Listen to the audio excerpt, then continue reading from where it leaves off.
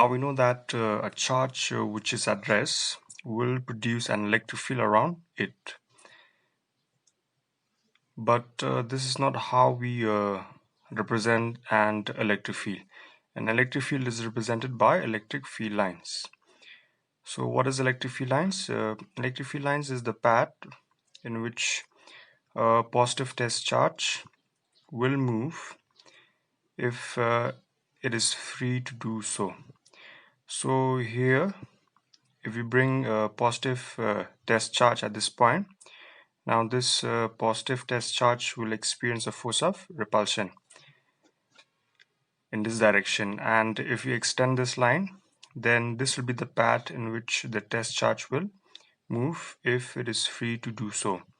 So this line is known as an electric field line. Similarly, if you place a test charge here, then the path in which this test charge will move will be in this direction. And if we place a test charge in this point, and again the path in which this test charge will move will be in this direction. And again, if we place a test charge at this point, then again the path in which this test charge move will be in this direction. So all these lines which represents the path in which the test charge will move, they are known as electric field lines. As you can see here, for a positive charge, a positive point charge, the electric field lines, they are directed away from the point charge.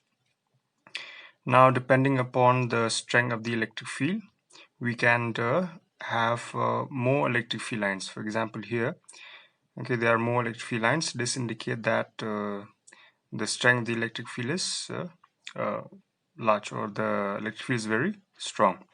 Now, similarly for negative charge, if we put a positive test charge at this point, then this positive test charge will experience a force of attraction, or if you extend this line, then this positive test charge will move towards the negative charge.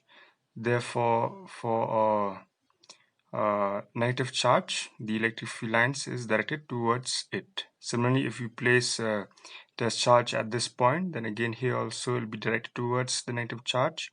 If you place it at this point, then it will be directed towards the negative charge, and again if you place it at this point, then again it will be directed towards the negative charge. And again, depending upon the strength of the electric field, you can have more electric field lines.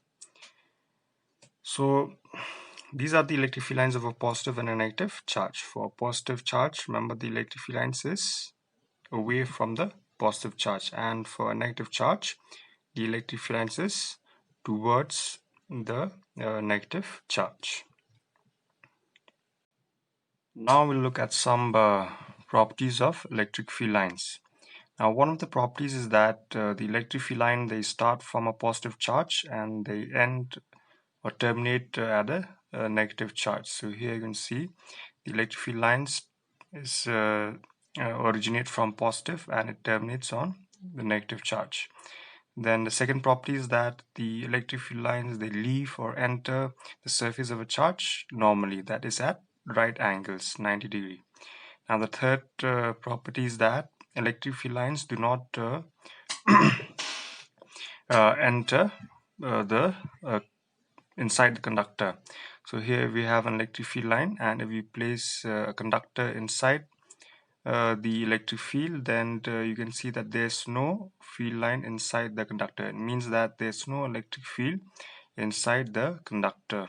Now, why does this happen? This will be doing in chapter 2. Then the fourth property is that electric field lines, they do not intersect one another. Now, if suppose they intersect one another, then at the point of intersection, the test charge will have two paths to move, which is not possible. Hence, electric field lines, they do not intersect one another. Okay, remember that electric field lines, they give the direction in which the test charge will move. So a test charge cannot have two direction at a point. It has only one direction. Now the next property is that the closeness of the electric field lines gives us the idea of the strength of the electric field. So here in region 1, you can see that the electric field lines, the distance between the electric field lines in region 1 and in region 2 is the same. So here the strength of the electric field in region 1 and in region 2 is the same.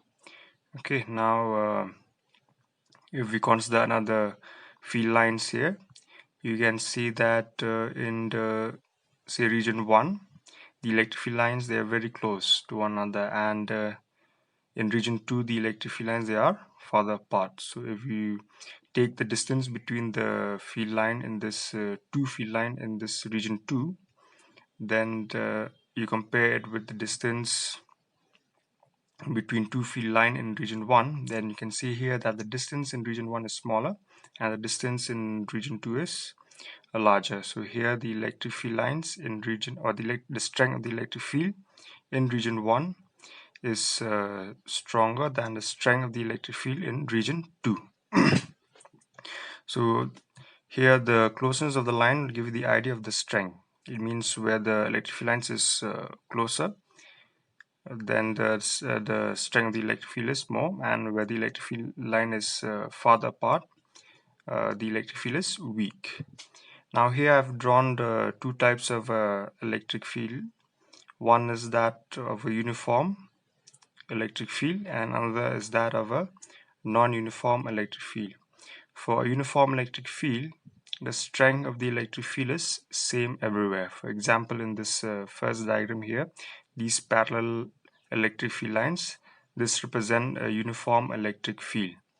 So here in region 1 and in region 2, the you can see the distance between the electric field lines, they are same. So here the strength is same everywhere.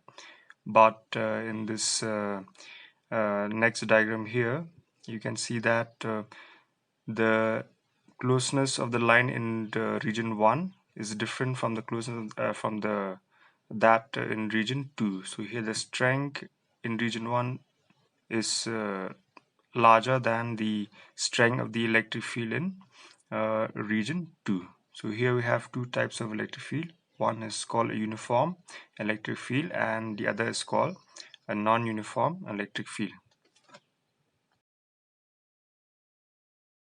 Now we shall learn about an electric dipole. Now an electric dipole is a system of two equal and opposite point charge placed at a finite distance apart. For example, here in the diagram we have two point charges minus q and plus q placed at a finite distance 2a.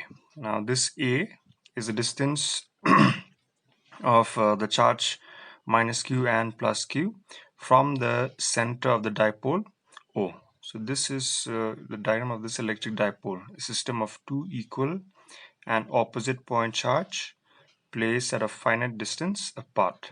Now the strength of this electric dipole is given by a quantity called a dipole moment.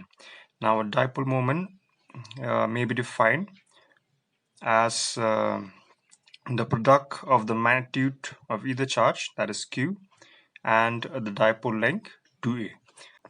And it is a vector quantity and it is directed from minus q to plus q.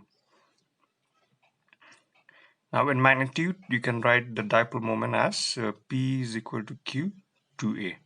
And this has an SI in it, which is coulomb a meter. So this is the electric dipole and the strength is given by the dipole moment P. Now the electric field of the electric dipole is given in the diagram, which is shown here. So you can see here that the electric field lines, they are curved and they start from the positive charge and they end at the negative charge.